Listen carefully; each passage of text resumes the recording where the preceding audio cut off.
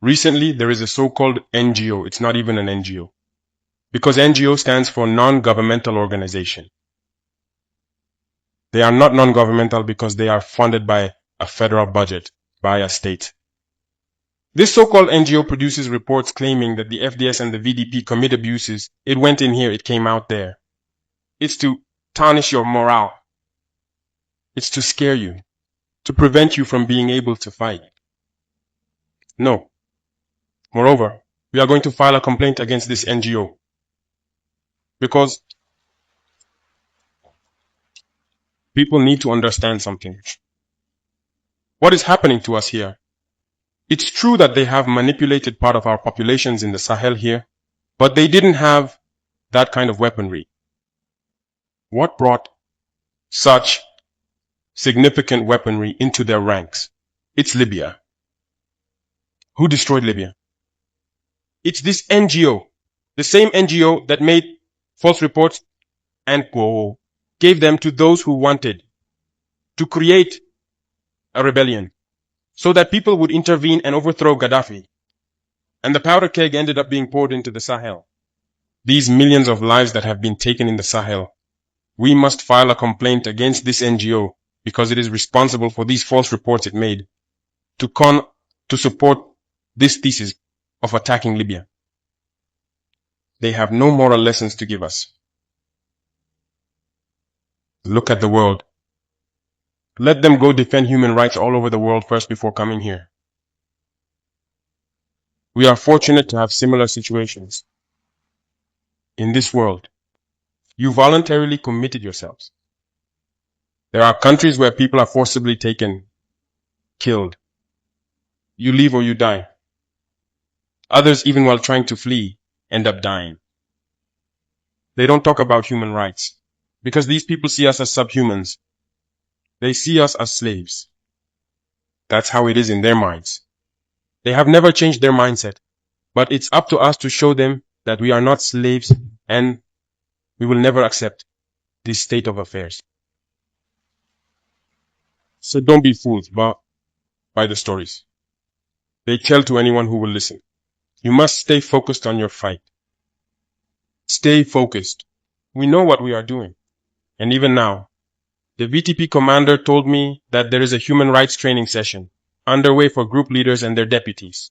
If we make efforts, we know it's for ourselves. We no longer do things to please someone else. We do it for our homeland. And you are committed to that. Defend your homeland. Do not listen to those individuals. They should not affect your morale. In the history of the world, there have been wars. And during the Second World War, people organized themselves to defend all over the place.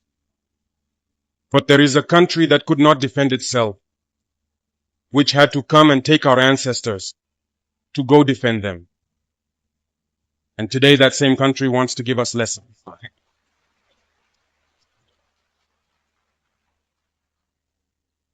The pot calling the kettle black. No. You are the descendants of those same ancestors who went to defend others, who liberated the world from Nazism. Today you are fighting for your lands. These same individuals dare to create terms to tarnish you. We oppose this. We will never agree. Continue to defend your lands. It is your wealth that interests these people. It's our gold. It's our minerals that interest them. Otherwise, why come and drive out entire villages to seize our lands? So we will fight and we will reclaim our lands, our wealth. It belongs to us. It's for us. It will benefit us and our children. I therefore encourage you to remember that this war is to free us from slavery. It's for our independence. And you must keep your spirits high, stay strong. Never give in to manipulators, to those individuals who no longer understand the notion of homeland, or to those people who come from outside to try to subdue us through their terms they invented and their organizations they created to enslave us. Fight Move forward. Do everything you can. Draw, as I said, from your cultural resources, from what you have been shaped by since the village. Draw from it and wage this war. Stay focused and stay strong. Moi, je pleure le peuple français. Mais quand même, il est bien pour l'Afrique. Il est un mal nécessaire pour nous. Ceux qui veulent se réveiller, se réveillent. Ceux qui ne veulent pas se réveiller, comme on le dit, on ne peut pas réveiller quelqu'un qui ne dort pas. Les Africains doivent se réveiller. Nous devons travailler à être indépendants, à faire au moins que nos peuples connaissent le bonheur. Et la lutte contre l'impérialisme, c'est ça. Il faut décoloniser les mentalités, prendre en compte toutes ces données-là, parce que le monde nous donne tellement d'exemples à voir. Pour eux, il n'y a pas de morale. Ils peuvent vous désigner aujourd'hui terroriste, mais demain, vous êtes un héros. Par leur simple bouche, ils décident de ce qu'ils font. Ils parlent de démocratie, mais ils se font eux-mêmes des coups d'État. I don't know if you have heard the speech by Ibrahim Traore that has shocked the entire Africa. This is what Ibrahim Traore said. When you go to the Western nations or even the Western embassies and you tell them that you have technology and they see that the technology is going to help them, the first question that they ask you is for you to leave your country and to go to those Western nations, and then they are going to fund you and ensure that you carry out that technology. But if you say that you want to develop it for your country, they are not going to fund you. This is why Ibrahim Traore is starting an initiative in Burkina Faso in which they are going to fund the people in Burkina Faso if they come up with technology. Ibrahim Traore said that the only thing the Western nations want to fund is when you come with an invention that is supporting your culture. They want to fund things that are not related to technology or even development of African nations. Ibrahim Traore is saying that they no longer want those sponsorships that are supporting the cultures because they are the owners of that culture. They can continue with their culture. If you want to help the people in Africa, give them the money to develop technology in Africa. And that is basically what the government in Burkina Faso wants to start to do.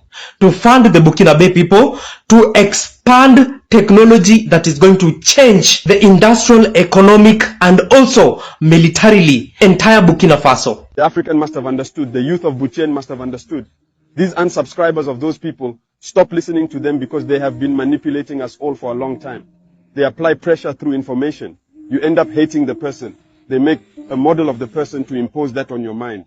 It's false. There are people who pay and give you the information as they want. According to such and such newspaper, they are liars. They have no information.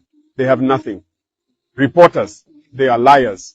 Because when they want to attack a country, they portray the country as they want. They say what they want about the country to make everyone hate it and to be able to push through what they want. But I think this group has understood. We are in 2025. It's a chess game that we are starting now. Let's proceed and see how it turns out.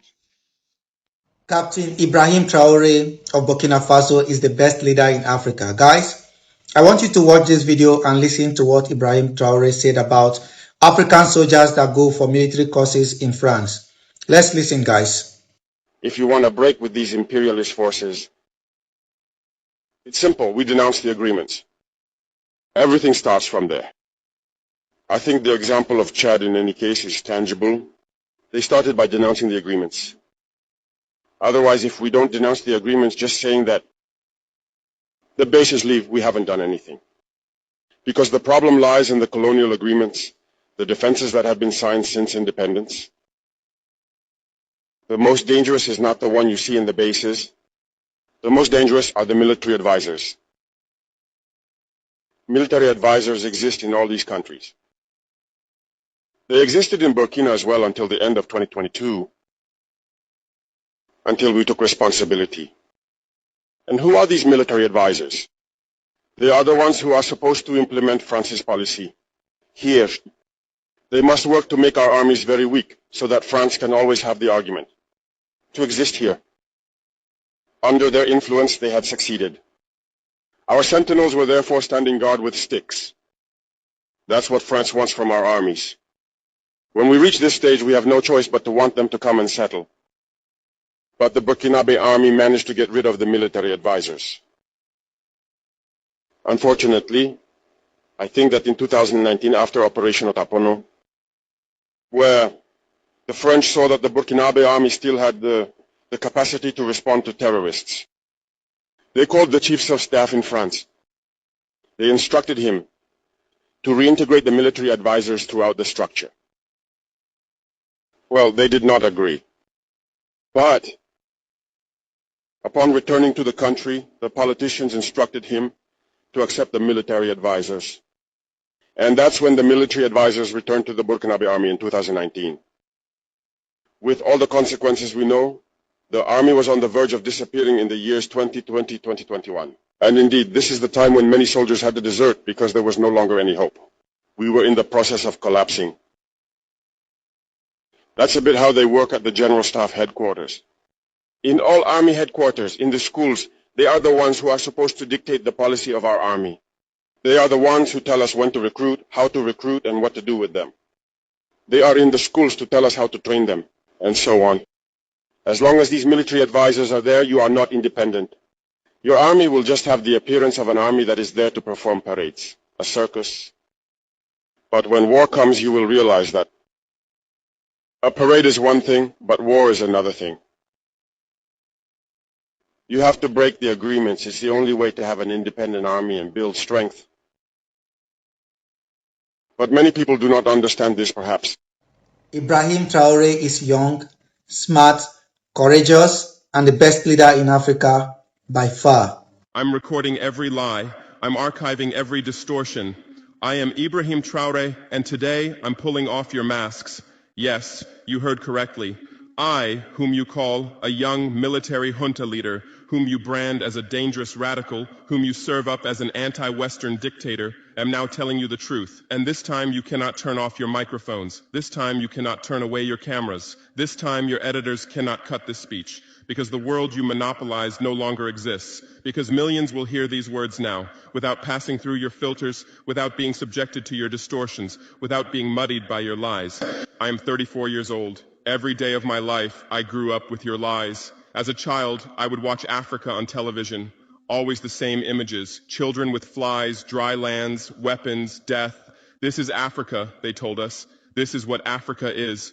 And we believed it. We were ashamed of ourselves. We were ashamed of our own lands, of our own people. But then I grew. The world needs to pay attention to who this man is, because he is inspiring an African revolution against the West right now. This is 37-year-old Ibrahim Traore. He is the second youngest head of state in the world right now, and what his supporters say he represents is simple: African independence. You see, Burkina Faso is a former French colony, and since he became leader of the country in 2022, he has accused France of neocolonialism, which in other words is when a country is still trying to control the other, but now just through more hush means. So when he seized power, he started to make drastic changes. He ordered the French troops to leave the country. He expelled French diplomats and Western media. He banned the use of British and French colonial-style judicial wigs in efforts to decolonize the country's judicial system. And then he started making major changes. He started cutting ties with foreign companies involved in Burkina Faso's infrastructure development, like roads, bus stations, airports, and then started replacing them with locally equipped and trained workers, and then acquired around 1,000 road building machines for them to use. He started introducing policies to boost local control over food production and processing. He started pushing for greater state control over energy, reducing the dependence on foreign suppliers of electricity. And then, in the clearest statement to the West yet, he has started buying back a number of the country's major gold mines previously owned by foreign entities. He called the purchases a reclaiming of national wealth from exploitative foreign ownership. But here's where things get crazy, because what started in Burkina Faso has now become something much bigger. They've now joined forces with Mali and Niger to form the Alliance of Sahel States, basically saying, we've got each other's backs and we're done with all influence from the West. Ivory Coast and Senegal are now also pushing to remove foreign military bases, and a former Nigerian senator described Traore's actions as the spirit of a continent yearning to be free, dignified, and prosperous. And that is exactly why we're seeing it slowly transition from one country in Africa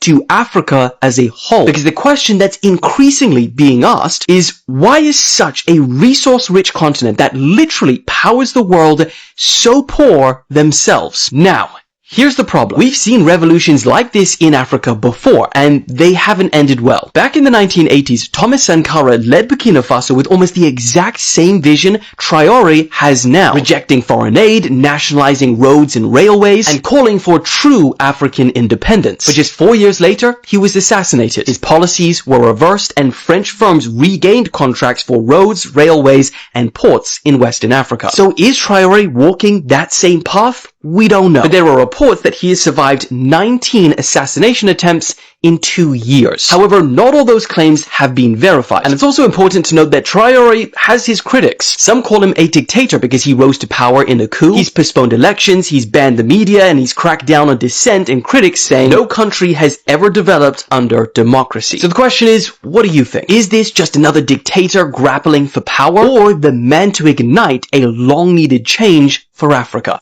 And by the way, Ibrahim Traore has cancelled or has banned the export of uranium from Burkina Faso to France. Now, for the people who don't know uranium or about uranium, uranium is a mineral that is used in the manufacture of nuclear weapons and nuclear energy. And this weapon has always been mined from Burkina Faso and then transported to France, and the France has been using nuclear energy to produce their electricity. Now, under Ibrahim Traore, he said this: Africa must be given now the responsibility of using uranium to produce electricity and nuclear weapons. Now, for reference, just imagine uranium has been mined from Africa. It is not producing electricity in Africa. It is not making any weapon in Africa, but transported to the Western nations where it produces electricity. And in Africa, we have a problem with electricity. So Ibrahim Traore said, enough is enough. This uranium that you take from Africa must now be used in Africa. And let me tell you, France is very, very angry with Ibrahim Traore. And in fact, he's saying Ibrahim Traore has to step down. But Ibrahim Traore has said. So guys, welcome to today's video. My good people, we are going to talk about Ibrahim Traore and the way he is exposing the Western tricks. I mean, my good people, if you will not be inspired, if you will not feel good about this, then I don't know where you belong to. So my good people, when it comes to Ibrahim Traore, I don't know, what do you think about him? Of course, for those who don't know about Ibrahim Traore, my good people, I can tell you that he is the youngest president in Africa. He is the guy that came out and opened our minds, left, right, center, and we are really thankful about the whole situation. So guys, let's talk about what Ibrahim Traore has been telling us for the longest time since he came into power in the year 2022. So who is Ibrahim Traore? A very young leader who actually took power through a coup. He had to do that because he couldn't see the future of Burkina Faso. He couldn't see the future of the Burkinabe people. I mean, he actually thought about the Burkinabes deeply, and he had to do what he had to do. He always remembered the sayings of, or the speeches of Sankara, Thomas Sankara, because what he's actually doing now is what Sankara thought about and always wanted to do for in the last over 30 years ago. So we really thank God that these things are happening now. Burkina Faso is actually building its people, its countries. It's slow, but it's gonna be there. And this 64 billion or was it million dollar plan for the economy of Burkina Faso, I know it's gonna change that country. So guys, that's all about Ibrahim Traore, and this guy is going viral across the world. That is because of his speeches and action. You know, he comes, says one thing today, it's done tomorrow, like done. It's not a matter of promises. It's not a matter of I am planning, we are planning, we will do, we shall. No, he does it. And Burkina Faso has been a great country, I can tell you. So young people across the world are really supporting him. They love him to the core because he's an inspiration. He gives people hope. We have been having holder, very old president across Africa for so many years since we got our independence. But our country never changes because these people, the only thing that they do is become puppets. I mean, who would want to be led by a puppet? Nobody, nobody. You know, Ibrahim Traore, he was once invited to the White House by the President Donald Trump, and he had the confidence to say no because he had something to do in his country. He had a development, he had a plan for his country, and therefore he was not going to waste his time and go to America and have a cup of tea with the president. That was brilliant, right? Anyway, my good people, we have been always been told about the West taking and Africans becoming poor. We have been told about this resource control that has been happening since time immemorial, and it continues to happen. It's only Niger, Burkina Faso, and Mali who boldly came out and said, no, we are going to take our resources back. And I can tell you that it has been amazing. So Ibrahim Traore told us that when it comes to gold and natural resources that are leaving Africa, they are in massive numbers, large amount of numbers, that if we had to retain those resources here, process them into finished products, then it will be really boosting our economy. For instance, what he did in Burkina Faso, he banned the exportation of raw tomatoes because according to him, it didn't make sense that they exported raw tomatoes and then they later on import processed tomato sauce. What's the point? So he just had to look at the profits again. If we produce here and process here, then we keep all the profits. But if we produce here and do the finished products outside there, then we are not going to get anything at the end of the day. So for him, these natural resources that are leaving Africa, they shouldn't be leaving, guys. We should be having our own processing plants that is going to benefit our own people, because if we have these industries, then it means that our people are going to get employed, and these people that are employed are going to support their own people, and the standard of living is going to be better. And again, he talked about foreign companies and how it benefits Africans, and there was a very huge difference, a very huge gap, which wasn't fair at all. So what he did was that when these mines, that the gold mines that were in Burkina Faso, you know what he said, guys? He chased them out of Burkina Faso and he told them, guys, this thing belongs to us. Just get out of here. We are not even going to use our children anymore to do the mining here. These holes are so deep. They go up to hundreds of kilometers. What happens if accidents occurs? You leave them there. You don't even help them. Go. We will do our own processing.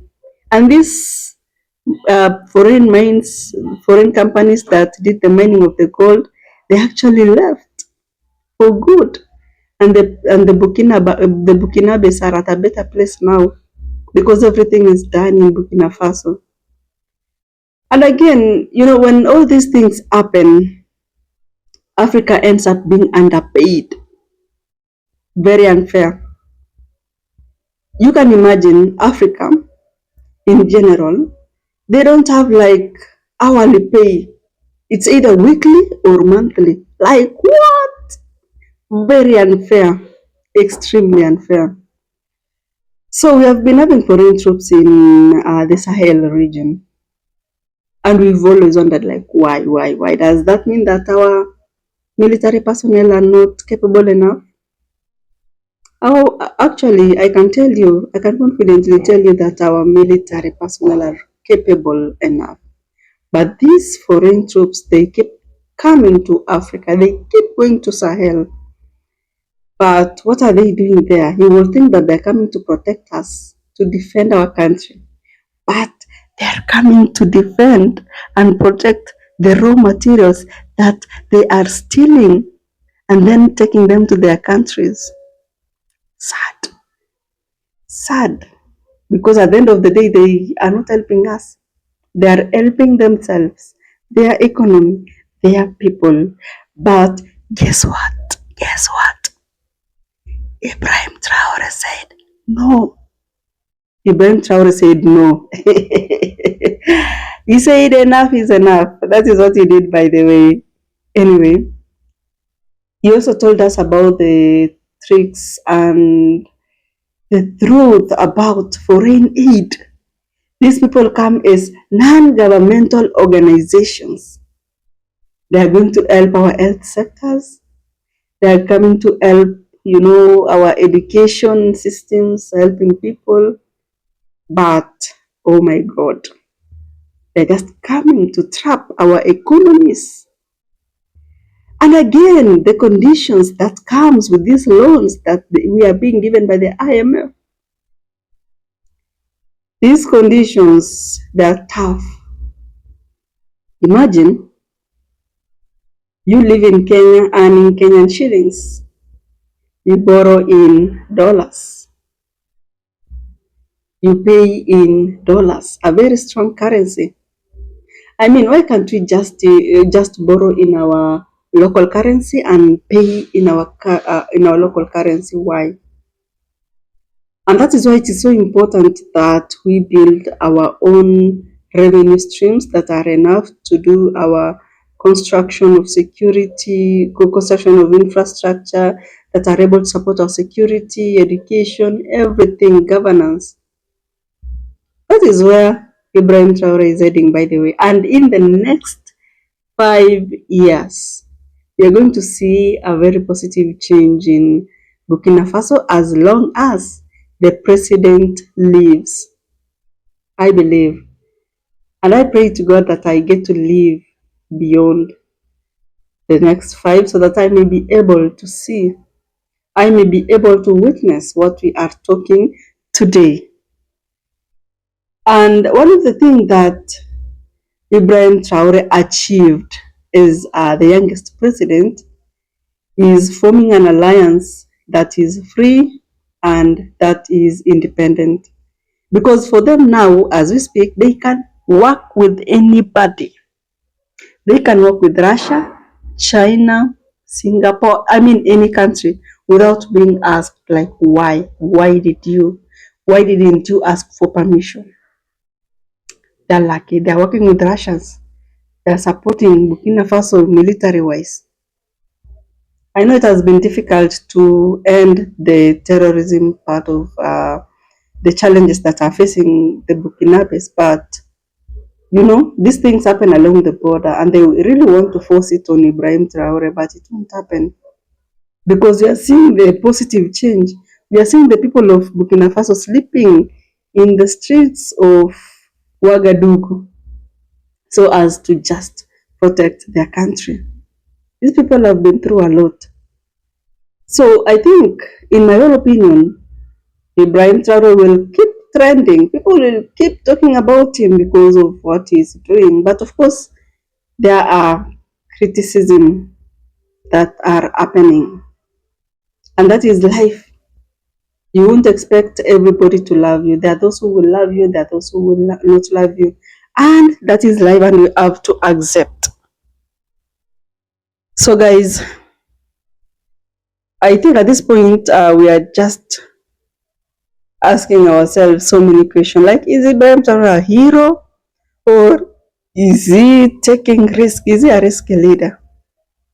And will Africa ever stand alone, especially economically? Let's wait and see if Burkina Faso will do so. And what will happen next for Burkina Faso, by the way? What do you think will happen? Thank you so much. If you watched the clip up to this point, I do appreciate your presence. I'll see you in the next video.